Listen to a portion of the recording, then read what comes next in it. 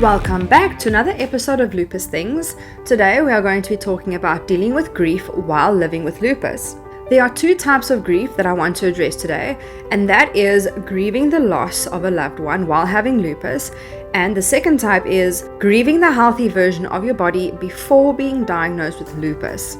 First of all, it is a common and natural reaction to experience grief after being diagnosed with lupus. Discovering that you have an incurable disease can cause feelings of a loss in many ways. Let's talk about the 5 stages of grief. Whether you have lupus or not, when anyone deals with the loss of something or someone, normally they will experience the 5 stages of grieving, which are: number 1, denial. In this initial stage, people may refuse to accept the reality of the loss. They may feel numb or have difficulty believing what's happening. Number 2, anger. As the reality sets in, you may feel frustration, helplessness, or resentment. People might direct this anger at themselves, others, or even at the situation. Number 3, bargaining.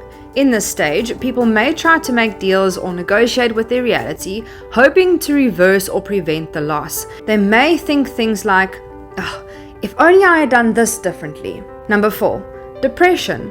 A sense of deep sadness or hopelessness may overwhelm individuals as they come to terms with the reality of the loss. Feelings to isolate themselves are common. Number 5, acceptance. In this final stage, individuals reach a sense of peace and come to terms with the reality of the loss. This doesn't mean they are okay with it, but they find a way to move forward. Some people don't always process grief in this exact order. Sometimes you may feel like you're on a roller coaster of emotions. One day you are accepting of your diagnosis, and the next day you are in total denial about it. It's important to note that everyone grieves differently. So let's look at the different reasons why grieving happens. You may feel a loss of identity. A lupus diagnosis can drastically alter your life, leading to feelings of loss related to your former self, abilities, and future plans.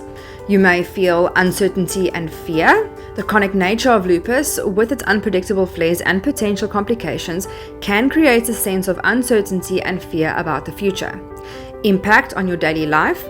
Lupus can affect various aspects of your daily life, including physical abilities, social interactions, and work or school, leading to feelings of loss and frustration. Emotional toll. The physical symptoms of lupus, along with the emotional toll of living with the chronic illness, can contribute to feelings of sadness, anger, and anxiety. Now let's look at some coping strategies. Acknowledge and validate your feelings. Recognize that grieving is a normal part of the process and allow yourself to feel the emotions that arise. Seek support. Connect with friends, family, or support groups to share your experiences and find understanding. Practice self-care. Prioritize activities that promote well-being, such as exercise, mindfulness, or spending time in nature. Focus on what you can control. Instead of dwelling on what you've lost, focus on the present and find ways to make the most of your current situation. Set realistic goals. Break down large goals into smaller, manageable steps to avoid feeling overwhelmed. Find meaning and purpose. Explore activities and interests that bring you joy and a sense of purpose, even in the face of adversity. Consider therapy. A therapist can provide guidance and support as you navigate the emotional challenges of living with lupus. Remember your strengths. Acknowledge your resilience and the positive qualities you possess, even in the face of illness. Learn about lupus. Understanding the condition and its management can empower you and reduce feelings of helplessness. Advocate for yourself. Learn about your rights and advocate for your needs within the healthcare system. Lastly, connect with others.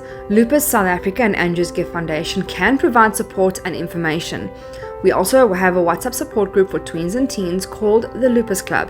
If you would like to join, please see our website and head over to the support groups icon to find more info. Right, important points to remember. You are not alone. Many teens live with lupus and manage it successfully. Every person is different. Your lupus experience will be unique, so listen to your body and work with your doctor to find the best treatment plan specifically for you. Focus on what you can control. While you can't control the disease, you can manage your lifestyle choices to minimize flare-ups. Okay, so let's move on to the second type of grief, which is grieving the loss of a loved one while having lupus. Grieving a loved one while living with lupus can be especially challenging. Lupus can already lead to feelings of sadness, anxiety, and depression, and many times we learn how to handle the level of these emotions. When losing a loved one, these emotions may increase, which may increase lupus activity as our bodies are not used to the increase in sadness from losing a loved one. This would lead to triggering a lupus flare, as stress significantly impacts the immune system, which, as we know, impacts our lupus. Fatigue, pain, and other lupus symptoms can make it difficult to engage in typical grieving activities like attending funerals or spending time with supportive people, which does make the grieving process a bit more difficult. Let's look at how to cope with grieving a loved one while living with lupus. Although the key points to coping during losing a loved one look similar to coping with grieving the healthier version of your body, there are a few points we can add to that. The first one being acknowledge your grief. Don't minimize your feelings and allow yourself to grieve in a way that feels right for you. Seek professional help if needed. Stress management techniques like practice relaxation techniques like deep breathing, meditation, or yoga. Seek emotional support from loved ones and communicate openly. Lean on close friends and family members for emotional support and understanding. Inform your care team.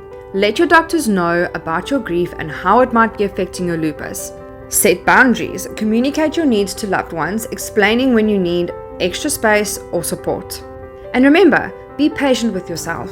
Healing takes time and there will be bad days, but there will always be good days too. Thank you so much for tuning in to this month's Lupus Things episode. We will see you next time.